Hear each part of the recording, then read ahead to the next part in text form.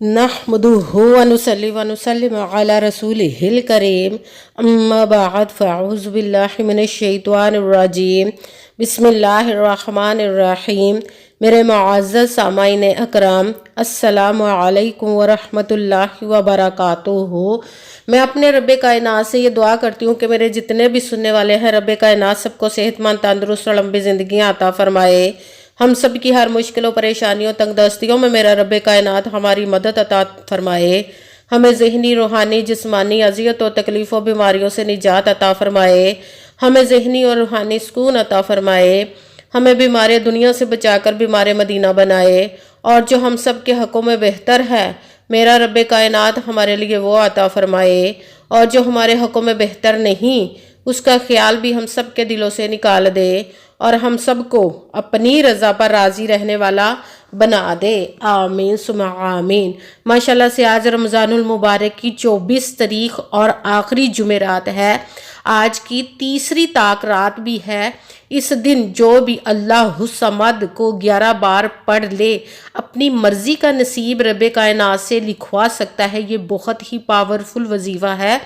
आपकी बड़ी से बड़ी हाजत पूरी हो जाएगी, बड़ी से बड़ी परेशानी फौरी ख़त्म हो जाएगी। इस वजीफ़े को 10 मिनट में पढ़ने के बाद आप रब्बे कायनात के मोजज़ात को देखेंगे, तमाशा देखेंगे, कैसे कैसे रब्बे कायनात आपकी ज़िंदगी में मोजज़े अता फरमाता है, कैसे कैसे आपकी परेशानियों को, बड़ी से बड़ी परेशानी को फ़ौरन दूर करता है, कैसे आपकी नसीब के बंद तालों को खोलता है, कैसे आपके मुकद्दर के सितारों को चमका देता है रब्बे कायनात। इंशाअल्लाह इंशाअल्लाह अज़ीज़ अपने हुक्म से ये बहुत ही ख़ास और पावरफुल वजीफ़ा है। आज के दिन का ये 24वीं रोज़ा है। आज 24 रमज़ान की तारीख और आखिरी जुमेरात है, आखिरी अशरे की आखिरी जुमेरात है ये। इस दिन को आप अज़ाया मत कीजिएगा खुदारा। इस दिन आप, अगर आपने रजब का महीना भी ऐसे ही गुजार दिया, शबान का भी ऐसे गुजार गया, अब इस महीने में रब्बे कायनात की रहमत को लूटिए, उसको राज़ी कर लीजिए।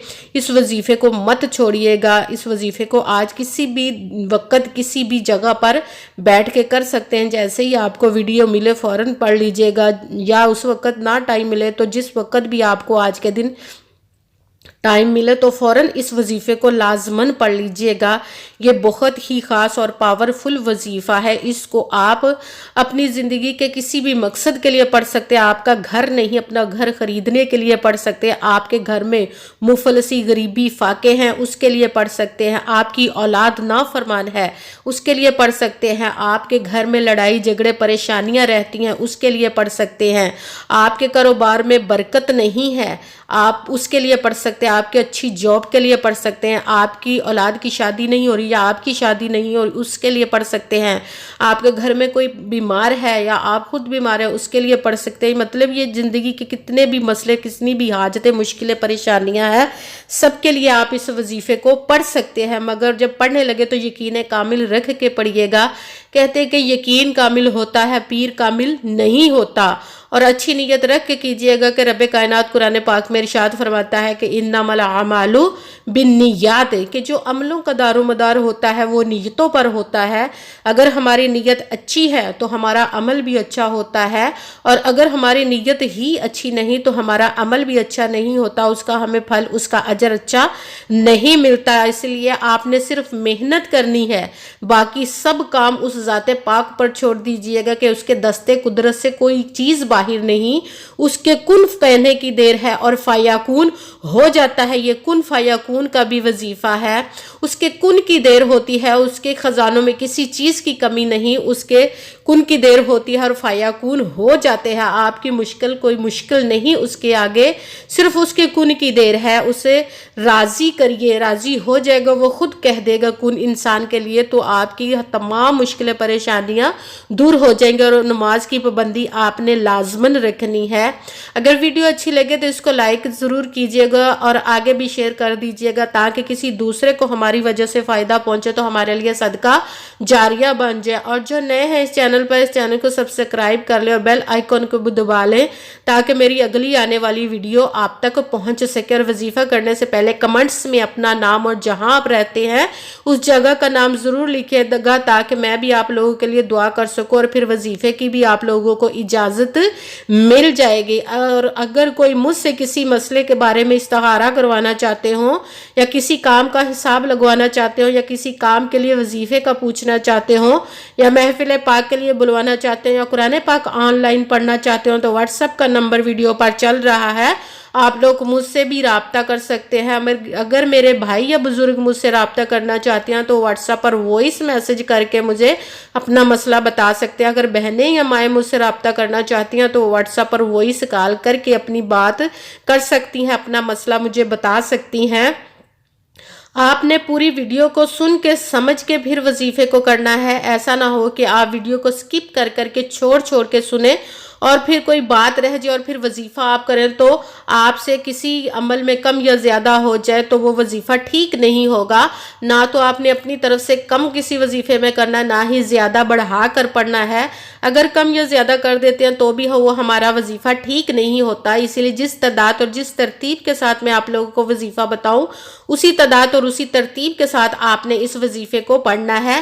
اس وظیفے کو آج آپ کسی بھی دن کسی بھی وقت کسی بھی جگہ پر بیٹھ کے پڑھ سکتے ہیں، گھر میں، آفس میں، مدرسے میں، مسجد میں، دکان میں، شاپ میں، یونیورسٹی میں، کالج میں، کہیں پہ بھی بیٹھ کر پڑھ سکتے ہیں، مگر جب آپ پڑھنے لگے تو بالکل خاموشی، توجہ اور سکون کے ساتھ آپ نے اس وظیفے کو پڑھنا ہے۔ وظیفے کے درمیان نہ تو آپ نے کسی سے بات کرنی ہے، نہ ہی اٹھنا ہے اور نہ ہی فون استعمال کرنا ہے۔